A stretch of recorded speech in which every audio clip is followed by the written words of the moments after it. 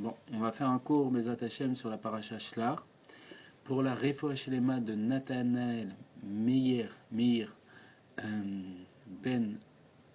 Meir Chaim ben Hana. Bezat Hashem qui est une grande guérison. Amen. Alors la paracha Shlar. La paracha Shlar, c'est quoi? Shlar, ça veut dire envoi, et comme on sait très bien que dans le terme de la paracha, il y a toute la paracha, donc envoi. Alors c'est qui envoie? On voit que Dieu dira à Moshe, envoie de ta connaissance à toi. C'est-à-dire quoi? Moshe, il devait faire pénétrer le peuple juif en Eretz Israël. Il y a eu, comme on voit dans la paracha précédente, Be'alotecha, qui est une Tfilat Aderer, c'est-à-dire un chemin qui a été fait en un jour au lieu de 3 jours, un chemin qui a été fait très rapidement. Et Dieu voulait faire rentrer le peuple juif très rapidement en Eretz Israël, donc dans la terre d'Israël. Et qu'est-ce qui s'est passé? C'est que à ce moment-là, ils ont voulu savoir comment était la terre d'Israël. Ils ont demandé à Moshe, est-ce qu'on peut aller la visiter, est-ce qu'on peut aller la voir? Et Moshe, il est parti voir Dieu, il a dit, est-ce que je peux envoyer des explorateurs, des gens qui vont explorer la terre pour bien expliquer au peuple juif que c'est une terre où coule le miel et le lait, une terre de plaisir et tout.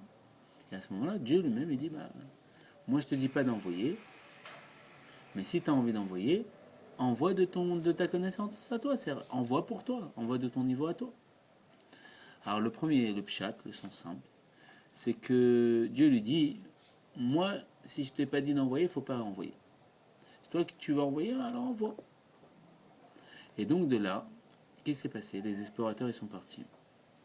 Et c'était des gens, il a pris un minyan. De là, on apprend aussi qu'il faut un minyan pour amener la shana, 10 personnes. Et dans ces 10 personnes, qu'est-ce qui s'est passé? Au lieu de faire un compte rendu, ils ont bien sûr dit que tout était pour le bien, que la terre était extraordinaire, mais que la terre, elle avait effectivement des fruits énormes, des raisins énormes qui sont. Il y a plusieurs marques locales, différentes d'opinion, à savoir comment ils étaient, comment ils ont fait pour les porter. Mais ils ont dit aussi qu'il y avait des géants. Il y avait des géants qui mangeaient les habitants, qui ceci, cela. En vérité, on voit que par rapport à ça, qu'est-ce qui s'est passé? Ils ont très mal, et ils ont très mal, on va dire, analysé, si on peut dire la chose, et ils ont dit que c'était pas bon, c'était une terre qui mangeait les habitants. Ils ont fait un compte rendu négatif, au point que quand ils sont revenus pour faire ce compte rendu, le peuple juif ne voulait plus rentrer en terre d'Israël. Et ça a engendré la destruction du Beth Amikdash. Le temple, il a été détruit par rapport à ça. Dieu il a dit, vous ne voulez pas rentrer en terre d'Israël, c'est moi qui vous ordonne, vous ne voulez pas. Donc ça va engendrer qu'on va détruire le temple plus tard, et à cause de ça, il y a eu Tisha B'Av, la destruction du temple. Alors ça, c'est le pshat, c'est le sens simple. On sait très bien que dans la Torah, il y a plusieurs sens. Il y a 4 sens, le pardès, le pshat, le sens simple, le remez, le sens allusif, le drash, le sens analytique, le sod, les secrets, et il y a la chassidut, la couronne qui surplombe tous les niveaux et qu'elle donne le pourquoi des choses. Pourquoi? Qu'est-ce que ça veut dire? Elle fait le rapprochement à nous. C'est-à-dire, en quoi ça me parle aujourd'hui, ça? Le fait qu'est-ce que on sait très bien que l'Admorazaken, premier Rabbi Lubavitch, il a donné un enseignement une fois, il a dit comme ça, qu'il faut vivre avec son temps. Vivre avec son temps, c'est-à-dire quoi? Ils sont partis, ils ne savaient pas très bien les chassidim ce que ça voulait dire, ils sont partis voir le frère de l'Admorazaken, ils ont demandé qu'est-ce que ça veut dire, il a dit, ça veut dire il faut vivre avec la paracha de la semaine. Et donc, alors on voit qu'il faut vivre avec la paracha de la semaine. Qu'est-ce que ça veut dire pour nous aujourd'hui? Shlar, envoi. Envoi. Et que par rapport à cet envoi, il y a eu des choses, on va dire, pas positives pour le peuple juif, vu qu'il y a eu la destruction du temple. La destruction de la maison de Dieu, où il y avait le dévoilement de Dieu. Alors, en quoi aujourd'hui il faut vivre avec ça? C'est quelque chose sur lequel on pleure, à l'image de Adam Arishon, on pleure parce qu'il a fait la faute, s'il n'avait pas fait la faute, il n'y aurait que du bonheur. Alors Chassidut vient nous expliquer que s'il a fait la faute, bien sûr, c'était la volonté de Dieu. Et donc en vérité, tout est positif, mais il faut comprendre. Il faut comprendre. C'est comme quelqu'un, on va donner un exemple, quelqu'un prend sa voiture, les pneus sont crevés. C'est une catastrophe, c'est horrible, mais je ne peux pas aller au travail, je ne peux pas aller ceci, cela. Mais s'il comprend qu'en vérité, si les pneus n'étaient pas crevés, il aurait fait un accident mortel, il serait mort. Il dit, mais quelle chance que les pneus soient crevés. Alors, la Chassidut vient nous expliquer pareil. Si Adam il n'avait pas fauté, on aurait été dans la Géoula. Chassidou nous explique, ah mais il a fauté. Parce que cette Géoula, elle aurait été imparfaite. Pourquoi? Ce ne serait pas une Géoula, une délivrance qu'on ait méritée. Ce serait effectivement une délivrance, mais pas la délivrance, on va dire, totale et complète, comme on l'aura Bezrat Hashem avec la venue de ma chère dès à présent. Donc, la chose est comme ça. En Chassidut, on explique. Le Rabbi l'explique comme ça. Il explique que il faut savoir que toute la génération de Moshe Rabbeinu, c'était tous des tzadikim. C'était des âmes d'Atsilut. Les âmes d'Atsilut, c'est quoi? C'est très bien qu'il y a 4 mondes parallèles. Le pendant chez l'être, c'est que le monde d'Atsilut, c'est son âme divine. On a une partie de Dieu. Ça, c'est commun qu'aux juifs. Il n'y a que le juif qui peut avoir accès au monde d'Atsilut, qui est son âme divine. Il y a le monde de Bria. Le monde de Bria, c'est quoi? C'est l'intellect, la réflexion, la pensée. Le monde, donc la création. Le monde de Yetzira, c'est le dessin, la forme, c'est quoi? C'est Yetzer, c'est le penchant, c'est les émotions. Chaque personne a des penchants, des émotions différentes et un Yetzarab différent. Et le monde d'Asiya, c'est quoi? C'est le monde de l'action. C'est comment on est, comment on agit, comment on se comporte. D'accord. L'ador de Moshe Rabbeinu, la génération de Moshe Rabbeinu, nous dit le Rabbi, c'est des âmes d'Atsilut. Donc, c'est tous des âmes divines, si on peut dire. C'est tous des Markava, si on peut dire, pour Dieu, dans un sens. D'accord. Et donc, Dieu, Moshe demande, il dit, eux, ils veulent voir la terre, et il demande à Dieu, est-ce que je les envoie? Dieu lui dit, envoie de ta connaissance à toi. Et donc, il les envoie. Qu'est-ce qui se passe à ce moment-là? Les tzadikim, ils vont en terre d'Israël. La terre, c'est quoi? La terre, c'est la maison. C'est la maison de Dieu. Qui fait référence à la maison? C'est la femme. La terre, c'est féminin. C'est comme la femme d'un homme. La femme où l'homme peut résider. La maison où Dieu peut résider.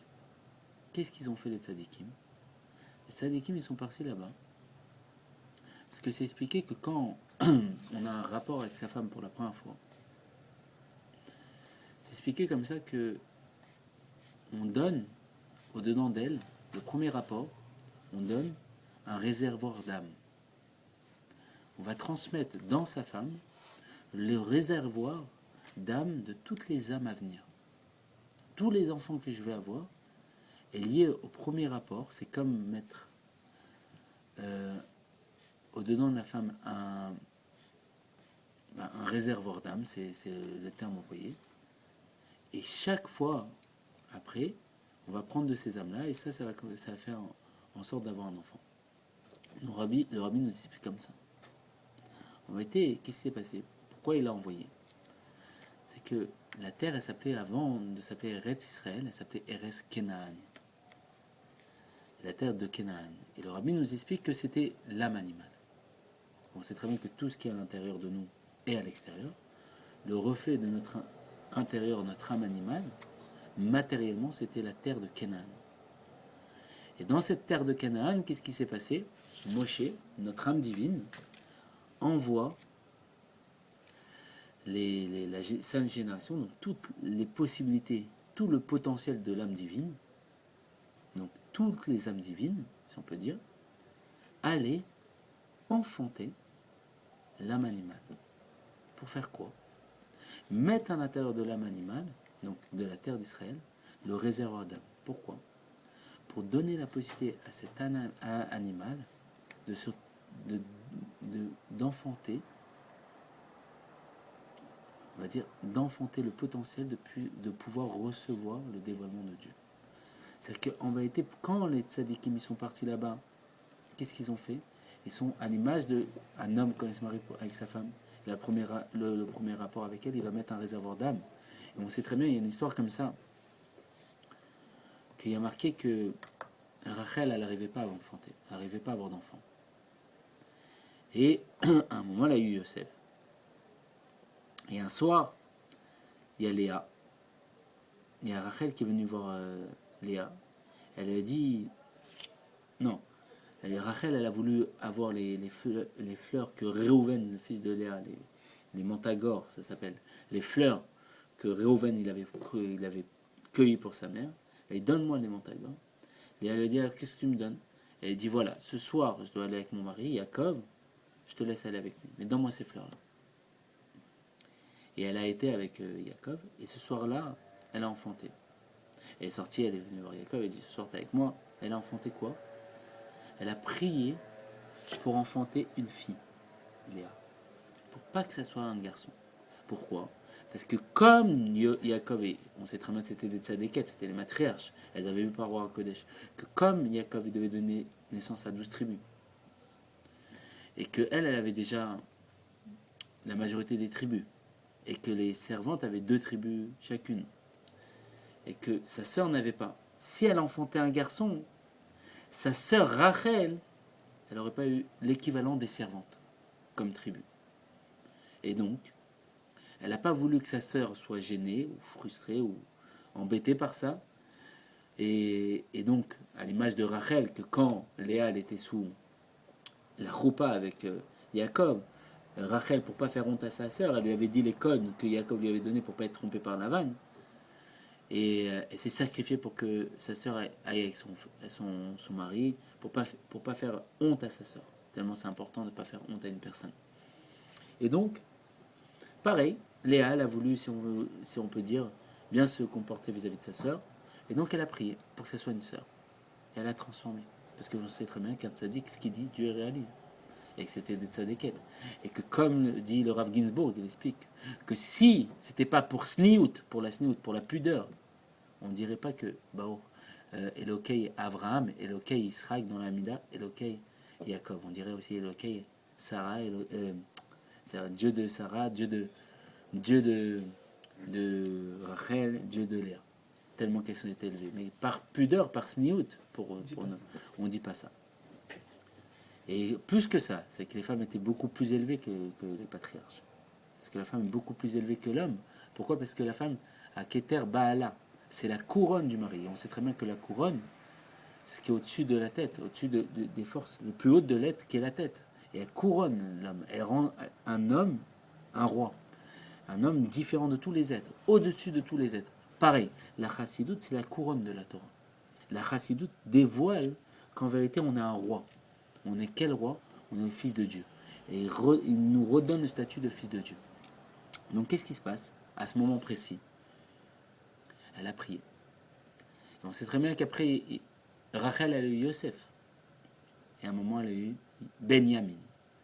Mais on voit que quand elle a eu Benjamin, elle n'a pas appelé Benjamin, elle a appelé Benonim, le fils de ma douleur. Pas Benjamin, le fils de ma droite, Benonim, le fils de ma douleur. Et quand elle a enfanté, elle est morte. Comment c'est possible? Qu'est-ce que ça veut dire? Qu'est-ce qui se cache derrière ça? La chose est comme ça. Qu'est-ce qu'on a dit au début? On a dit que quand un homme il a un rapport avec sa femme, il met un réservoir d'âme. Dans ce réservoir d'âme, il y a toutes les âmes à venir. Un homme, le garçon, est lié au Vav. Pourquoi? Le Vav, à l'image d'un trait, ça fait référence au garçon, à l'homme. C'est les Vav de la valeur numérique 6, c'est 6 forces de l'âme. L'homme, le garçon, avant qu'il se marie, c'est 6 forces de l'âme. Qui sont quoi? Chesed, la générosité, la bonté, et Gvura, la rigueur, Tiferet, l'harmonie des deux, la beauté. Le fait, on dit en chassidut qu'une belle couleur, c'est une couleur mélangée. Donc le fait d'être, on va dire, de savoir adopter, être bon avec qui il faut et rigoureux avec qui il faut, ne pas être trop bon ni trop rigoureux. Netzar, la victoire, c'est quoi? C'est donc là, bien sûr, Chesed, c'est le bras droit, la montée. Bras gauche, c'est la rigueur, c'est le bras gauche. Le bus, c'est Tiferet. Netzar, c'est la jambe droite. C'est quoi Netzar? C'est la victoire, le fait de vouloir gagner, de vouloir avancer. On avance toujours quand on marche, on avance toujours avec le pied droit, on avance, on va de l'avant. Pied gauche, c'est on, c'est la candeur, c'est quoi? C'est la simplicité, le Yehudi Pashut. Et le Brit, le membre de l'homme, c'est Yesod, l'attachement, le lien. Ça représente dans les mondes divins l'homme. Et la femme, c'est la Malchut, le dévoilement.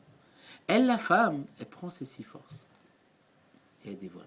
À l'image d'une femme qui prend de son mari et qui va lui donner un enfant. Elle va dévoiler son intérieur. Donc la femme n'a qu'une force de l'âme. Et l'homme, il a 6 forces de l'âme. Et c'est pour ça que quand ils ont un rapport, si on peut dire, l'homme, il va donner 6 forces de l'âme, parce qu'il va donner à la femme ce potentiel, et elle va lui en donner une. C'est quoi? Avec les 6 forces de l'âme, elle va lui donner une qui est quoi?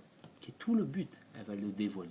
Et nous, on est à cette image-là. Nous, le peuple juif, Dieu nous donne la Torah, qui sont les 6 forces de l'âme, si on peut dire. Et c'est pour ça que le Vav, c'est comme un Sefer Torah fermé, avec lequel on danse à Simchat Torah. Et nous, on va lui donner une. C'est quoi? Avec 7 Torah, on va le couronner roi. Parce que nous, on est la femme de Dieu. C'est pour ça que, c'est ce que dit Shlomo Ameler, que quand on était à Matan Torah, c'était notre roupa, et que Dieu, c'était le fiancé, et que nous, on était sa kala. D'accord. Maintenant, pourquoi on dit tout ça?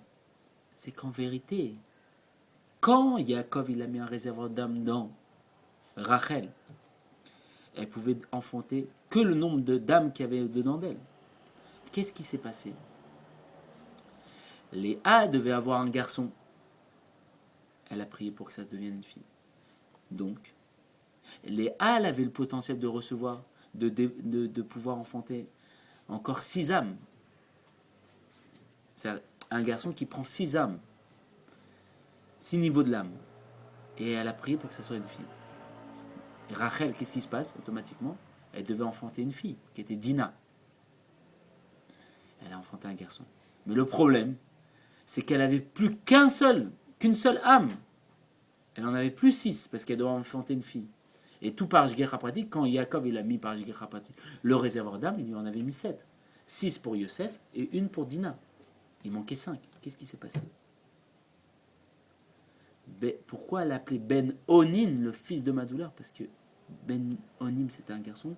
Pour pouvoir naître, il fallait qu'il prenne 5 forces de l'âme en plus. Et il les a pris à sa mère. Et c'est pour ça qu'elle est morte. J'ai pas compris. Je sais qu'on a dit, en gros, le garçon, s'il avait 6 forces de l'âme, la fille, elle en avait une, qu'elle avait prié, donc Léa, pour avoir une fille. Donc elle a pris une force de l'âme à Yaakov qui était dans la route. Non. Yaakov, quand il a un rapport avec un homme, quand il a un rapport la première fois avec sa femme, il va mettre des réservoirs d'âme. Je te donne un exemple. S'il doit avoir 10 garçons, il va mettre 60 réservoirs d'âme. Pourquoi? Chaque garçon prend 6. S'il doit avoir 10 filles, il va mettre 10 réservoirs d'âme. Maintenant, ça se passe par Ashgecha pratique, par Roi Kodesh, c'est Dieu qui gère tout ça. Léa devait enfanter un garçon. Elle a prié pour que ça soit une fille. Donc, qu'est-ce qui s'est passé? Une fille ne prend qu'un réservoir d'âme. Ça s'est changé. C'est que Rachel, elle devait avoir une fille. Donc, Yaakov, il avait mis en elle 7 réservoirs d'âme. Qu'est-ce qui s'est passé? Yosef, il en a pris 6, il n'en restait qu'un. Benyamin, Benonim, elle appelait fils de ma douleur. Pourquoi de ma douleur? On parle pas on parle de Rachel Imanou. C'est un degré de connaissance qu'on n'a pas aidé. C'est la femme de Yaakov, et la femme de Yaakov est plus élevée que Yaakov. On n'a pas aidé, c'est quoi? Elle lui dit fils de ma douleur. Pourquoi fils de ma douleur? Parce que justement, elle devait avoir une fille. Sa sœur, elle a prié pour que ça soit l'inverse. Elle a en fait un garçon, mais elle n'a pas les réservoirs d'âme pour pouvoir lui donner 6. Elle en a qu'une. Qu'est-ce qu'il fait Benyamin, son fils, pour revenir au monde? Il lui prend 5 en plus. Il lui prend son âme à elle. Et c'est pour ça qu'elle meurt. Et elle lui dit quoi? Toi, Benonim, tu es le fils de ma douleur. Pourquoi? Parce que tu m'as pris la vie. Mais dans la femme, il n'y a qu'un seul. Il n'y a qu'une seule âme. Dans la femme, il n'y a qu'une seule âme. Donc comment il a pu lui en prendre 5? Non. L'homme, quand il a un rapport avec sa femme, Oui, j'ai compris. s'il doit avoir 10 enfants, Sur ça, non, j'ai compris. on va dire 10 garçons, il va mettre 60 réservoirs d'âme. Il va mettre un réservoir d'âme qui contient 60 âmes. Donc chaque garçon, de toute façon, on va en prendre 6. S'il doit avoir 10 filles, il va mettre 10 âmes dans le réservoir d'âme. Donc chaque fille va prendre. Le problème, c'est que Léa, elle a prié pour avoir une fille. Oui, j'ai compris. Donc elle, ça lui fait rien, ça ne change pas la fille, parce que elle avait 6 âmes, elle en prend une, elle est très bien. Mais sa femme, sa sœur, elle devait voir une fille et un garçon. Donc elle avait 7 âmes en potentiel. Yosef, il a pris sa part, 6. Et Dina devait en prendre une. Le problème, c'est qu'elle a eu Benyamin. Parce que sa sœur, elle a prié. Et que ce qu'un tzaddik dit, ou une tzadékette dit, automatiquement, Dieu réalise. Donc, elle a un garçon. Le problème, c'est qu'elle n'a pas le réservoir d'âme. Elle n'a pas 6 âmes à lui donner. Qu'est-ce qui se passe? Elle n'en a qu'une. Qu'est-ce qu'il fait, Benyamin? Pourquoi elle appelle Benonim, le fils de Madoula? Il se sert. Il prend 5 en plus chez sa mère. Donc, il lui prend la vie. J'ai compris, mais sa vie à Rachel, Rachel c'est une femme, ok? Donc elle a qu'une seule âme, elle n'a pas 6. Donc comment il Non, en on prend- parle comment il en prend- du réservoir d'âme que son mari lui a mis par le premier rapport qu'il a eu. C'est Quand on dit pas. premier rapport, quand on dit premier rapport, C'est pas. quoi C'est le premier rapport avec ta femme. de sa vie, son premier rapport. Premier rapport que tu as avec Avec ta femme elle. quand tu as fait la ketouba. Tu t'es Ah marié. d'accord. Parce que moi, Même j'ai si elle cru s'est le premier mariée rapport de avant, sa vie, même si elle a été mariée avant, elle a eu un autre mari qui lui a mis un réservoir d'âme. Le fait qu'elle ait eu le guet annule le réservoir d'âme de son ancien mari. C'est pour ça que c'est très important de faire le guet, de faire toutes les procédures. Parce qu'après, il y a des enfants qui naissent, en réalité, ça appartient à l'autre réservoir d'âme et tout ça. C'est des choses très complexes. Et c'est pour ça que ça s'appelait mamzer, ceci, des termes. C'est pas stam. C'est que ça vient d'un autre réservoir d'âme et elle a enfanté. Et donc, dès qu'elle a le guet, après, quand tu as le premier rapport avec elle, après la choupa, tu implantes un nouveau réservoir d'elle en elle. Ta question, elle est très simple. C'est comme ça, j'ai compris ta question. Yaakov, quand c'est pas son âme à elle, on parle pas d'elle. Yaakov, quand il a le premier rapport avec elle, il implante en elle un réservoir d'âme. Chez Rachel, il a mis 7, parce qu'elle devait avoir un garçon, donc 6, plus une fille, 1. Donc, c'est pas à elle. Oui, mais c'est-à-dire que s'il lui a pris sa vie elle vaut une âme. Elle en vaut pas 5. Elle a les 10 forces de l'âme aussi, parce qu'elle a été mariée.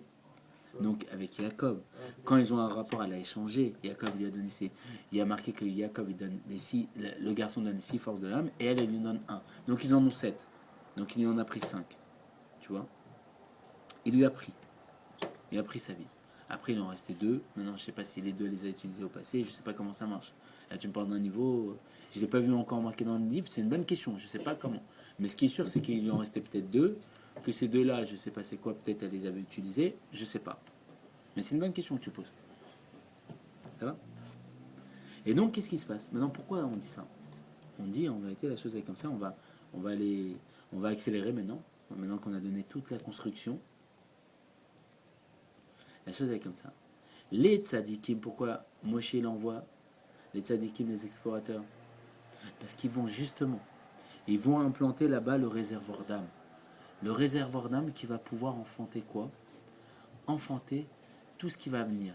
Enfanter que l'âme animale va plus s'appeler Eretz Kenaan, mais Eretz Israël. Elle va s'appeler la terre d'Israël. C'est quoi Israël? L'Irosh, une tête pour moi. C'est qu'en vérité, les tzadikim sont partis sur la terre d'Israël pour pouvoir faire en sorte, à l'image d'un homme qui a le premier rapport avec sa femme, faire en sorte d'implanter un réservoir d'âme, un potentiel de pouvoir recevoir les temples, les 3 Beth Amikdash. Donc ils sont partis dévoiler ce potentiel que la terre d'Israël, donc l'âme animale qui était Eretz Kenaan, puisse recevoir, parce que Dieu il a voulu résider Betartan au plus bas. C'est quoi le tartan? C'est l'âme animale. Il n'y a pas plus bas que l'âme animale. Donc ils ont implanté là-bas le réservoir d'âme. Pourquoi? Pour que Dieu il puisse avoir sa maison là-bas. C'est-à-dire quoi avoir sa maison? Avoir les Beth Amikdash. Et c'est pour ça que c'est lié au fait que le Beth Amikdash devait être détruit. Pourquoi? Parce que on sait très bien que quand le Beth Amikdash a été détruit, à l'heure de Mincha, qu'est-ce qui se passe? On fait plus trop, on s'assoit plus par terre, on s'assoit mieux. Pourquoi? Qu'est-ce qui se passe à ce moment-là? Il y a la naissance de Mashiach. À ce moment-là, le jour de Tisha B'Av, il y a la naissance de Mashiach. Pourquoi il y a la naissance de Mashiach? Parce que on sait très bien que dans le Midrash Bereshit, il y a marqué que la première pensée pourquoi Dieu a créé le monde, c'était pour Mashiach. Donc en vérité, ils sont partis mettre ce réservoir d'âme. Et à l'image de, pareil, que Rachel et Léa, alors on a pris les réservoirs d'âme, on a pris le premier temple, il a été détruit. On a pris le deuxième temple, il a été détruit. Et là, on va prendre le troisième temple, qui est quoi? Qui est le dévoilement de Mashiach. Et c'est pour ça que c'est la naissance de Mashiach. Mais pourquoi sans avoir créé le monde, Hachem il a déjà pensé à Mashiach? à sauver le monde sans l'avoir créé. Pourquoi Hachem il a pensé à sauver le monde? Parce que ça, c'était la volonté de Dieu de créer le monde pour Mashiach. À la C'était base, son but. c'est ce qui est marqué dans le Midrash Bereshit. La première pensée qu'il a eue, c'est Mashiach. Et donc là, on Après, comprend. il a commencé à créer le monde. Le ciel, la terre, les animaux. Oui, après, bien sûr. C'est comme à l'image de quelqu'un qui emménage quelque part. Son but, c'est de prendre tel appartement. Mais il a pris l'appartement, il n'y a pas de lit, il y a rien. Alors, il doit équiper l'appartement, il doit mettre un lit, il doit mettre ceci, il doit mettre cela. Pareil, Dieu, il a fait pareil. Il a voulu Mashiach, mais Mashiach tout de suite dans l'espace, dans le cosmos, alors il faut tout un processus. Alors il a mis tout le processus. Quand on dit que la première pensée de Dieu, c'était de faire venir Mashiach, c'est aussi synonyme d'avoir une maison ici-bas, en fait, c'est les deux. Exactement, c'est ça. Sur la- Parce que Mashiach, c'est lui qui fait la maison de Dieu ici-bas. Exactement, c'est ça. Donc voilà, on a vu un peu plus profondément ce que la paracha nous explique. Donc, donc voilà, donc en vérité, il faut savoir que tout ce qui s'est passé, nous on peut pleurer, qu'ils ont fait ça, à cause de ça on est à la destruction du temple, et à cause de ça c'est mauvais, ça c'est le chat, c'est le son simple, mais en vérité c'est pas ça, c'est beaucoup plus élevé que ça, c'est qu'en vérité c'est un processus que Dieu il a mis en place, c'est qu'ils sont partis mettre en place le potentiel que Dieu puisse y résider, par l'intermédiaire du premier temple, c'était la première étape, l'intermédiaire du deuxième temple, et du troisième temple qui sera la venue de Mashiach. Et donc en vérité c'est pour ça que le temple a été détruit, le premier, parce que c'était pas ce qui était apte à recevoir le dévoilement de Dieu. Le deuxième aussi, c'est la naissance de Mashiach qui va faire en sorte que Mashiach puisse se dévoiler et puisse faire résider Dieu dans le troisième Betamigdash dès à présent, mais Karom Mamash, et que Bezat Hashem, que toutes les personnes qu'on a besoin, c'est-à-dire que tout le monde, donc nous tous, ait la bénédiction qu'il faut par Dieu lui-même, et que la plus grande bénédiction c'est qu'on le retrouve tout de suite au Beth Amikdash ici, qu'on y va, et que toutes les personnes aient que des bonnes choses matériellement, spirituellement, et que Bezat Hashem, tout le monde soit très heureux, c'est tout le but. Allez, de bonnes nouvelles.